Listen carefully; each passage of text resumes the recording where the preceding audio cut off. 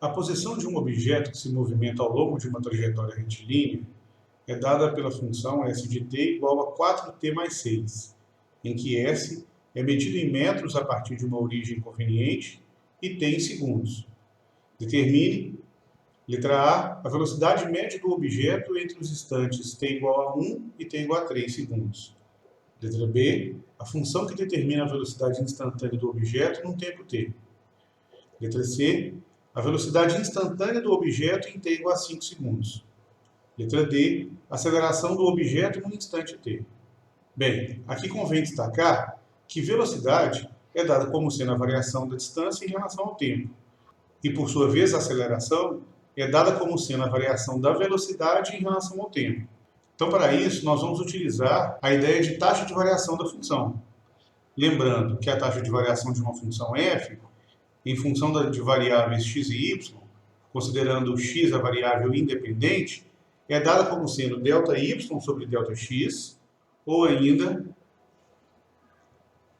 f de x mais h menos f de x, dividido por h, em que h representa aqui o acréscimo dado na variável x de um valor em relação ao outro. Como estamos falando de uma função s em função de um tempo t, uma função s dada por 4t mais 6, isso significa dizer que a taxa de variação ΔS sobre ΔT é dada como sendo S de t mais h menos S de t sobre h. E ao calcular a taxa de variação de uma função posição S, o que encontramos é a variação da posição em relação ao tempo, ou seja, a velocidade do móvel dentro de um certo intervalo. Então, no caso da letra A, considerando t variando de 1, no caso em segundos, a t igual a 3, nós temos que a taxa de variação ΔS sobre ΔT é dada por S de 3 menos S de 1 dividido por 3 menos 1. Como S de 3 é igual a 4 vezes 3 mais 6 igual a 18 e S de 1 corresponde a 4 vezes 1 mais 6 igual a 10, então a taxa de variação ΔS sobre ΔT corresponde a 18 menos 10 sobre 3 menos 1. É uma taxa de variação correspondente a 4, nesse caso, dada em metros por segundo.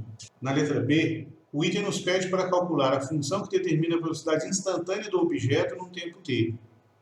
Ou seja, a velocidade instantânea nada mais representa aqui do que o limite da taxa de variação quando a variação h tender a zero. Ou seja, a velocidade v instantânea é dada como sendo o limite de S de t mais h menos S de t sobre h, com h tendendo a zero. Com S de t mais h é dada como sendo 4 vezes t mais h mais 6, que é igual a 4t mais 4h mais 6, então temos v igual ao limite com h tendendo a zero da fração 4t mais 4h mais 6 menos 4t mais 6 sobre h.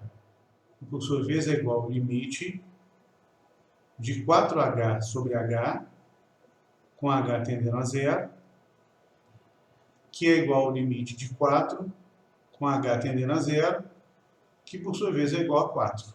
Então, temos a velocidade instantânea num tempo t igual a 4 metros por segundo. Bom, já no item C, a velocidade instantânea do objeto em t igual a 5 segundos. Ora, o que encontramos no item B é que a velocidade em função do tempo, no instante t, é uma constante, é dada por 4 metros por segundo. Então, significa dizer que a velocidade é igual a 4 para todo instante t, inclusive para t igual a 5, ou seja, a velocidade quando t igual a 5, ou seja, v de 5, é igual a 4 metros por segundo. E no item D, que nos pede a aceleração do objeto no instante t, como a velocidade é dada por uma constante, em qualquer instante t, significa que não há variação da velocidade em qualquer instante. Sendo assim, como a aceleração corresponde à variação da velocidade em função do tempo, a aceleração no tempo t é uma função também constante, só que nesse caso igual a zero, pois não há variação da velocidade, então não há aceleração. Então a variação é dada por 0 metro por segundo ao quadrado.